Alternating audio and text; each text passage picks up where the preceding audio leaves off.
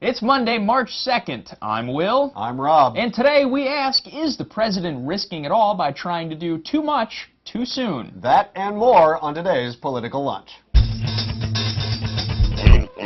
Welcome back to Political Lunch. Today we take a look at the bigger picture, the big problems and bold solutions that President Obama has proposed in just his first 41 days in office. On issues ranging from the budget to the economy, from healthcare to Iraq, from energy to education, and everything in between, the president has wasted no time in laying out sweeping policy proposals that some say are overly ambitious, some say right on the money, and others say just plain wrong. In his weekly radio address on Friday night, the president made it clear. He said, quote, "I know special interests are gearing up for a fight.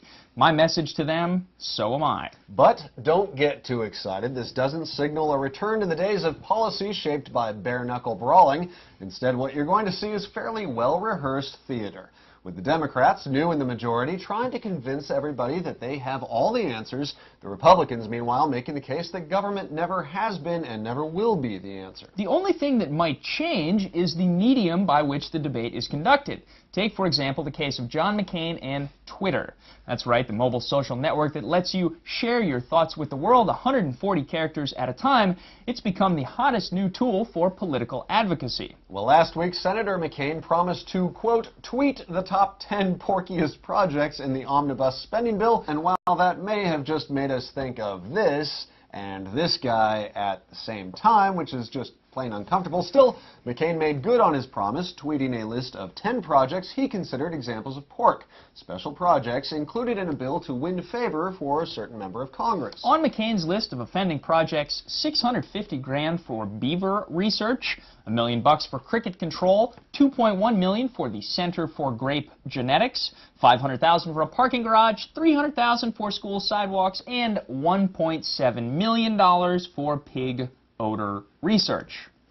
And sure, we'll grant the senator that $2 million for pig odor research may seem like a lot, but school sidewalks, parking garages, and pest control, well, if that's the worst they could find in a bill as big as this one, then, well, it doesn't actually sound all that bad. It reminds us of Governor Bobby Jindal's speech, his Republican response to the president's address to Congress last week, in which he chided the previous administration for its poor handling of Hurricane Katrina, and then criticized the Democrats for approving funding for volcano monitoring. Because, as Jon Stewart, of course, noted last week, if there's one thing we learned from Katrina, it's that we should spend less time and money preparing for natural disasters. But we're getting off track here. The question is this: does the president risk more than is necessary or prudent by taking on too many huge issues at once? Well, as always, it depends on who you ask. On one particular issue, the president's tax plan, E.J. Dionne, a columnist for the Washington Post, agrees that it's time to address what he describes as, quote,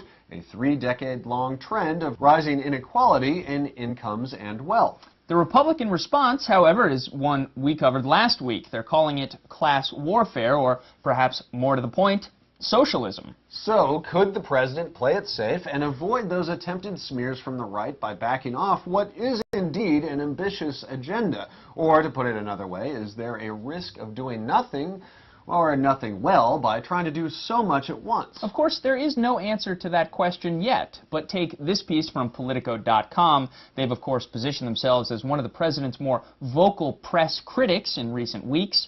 Yet today they see the size of Obama's proposed budget and policy changes as something of an insurance policy. For one thing, it gives the White House the strongest possible bargaining position. By trying to fix everything at once, it gives the Democrats plenty of room to bargain and maneuver. If they play their cards right, regardless of the potential successes and failures, they will at least be positioned as the party and the president that worked with the other party and tried to get it done. Think about it another way. After September 11th, President Bush had an extraordinary amount of political support and public goodwill with which he pushed through an ambitious national security and foreign policy agenda. President Obama has that same capital now as he confronts an economy in depression mode. Two last quick stories before we go today. First, Kansas Governor Kathleen Sebelius has been nominated by the president to head the Department of Health and Human Services. As governor, Sebelius attempted to expand state-sponsored health coverage with an increase in the tobacco tax. In this new role, she'll have a much bigger shot at health care reform. Finally, today, a lighter story. Mass emails. We all get them, and love them or hate them, they are indeed an effective way to get your message out. So it's not surprising that the Obama administration wants to send updates on major policy initiatives by mass email. But what is surprising is that the White House apparently has no capacity to send mass emails or text messages. So in short, the most technologically savvy campaign in history has inherited a White House stuck in the era of snail mail. We'll keep an eye on that one and all the other stories from inside the Beltway and beyond. We have a great week ahead of us. Thanks for watching Political Lunch. We'll see you on Wednesday.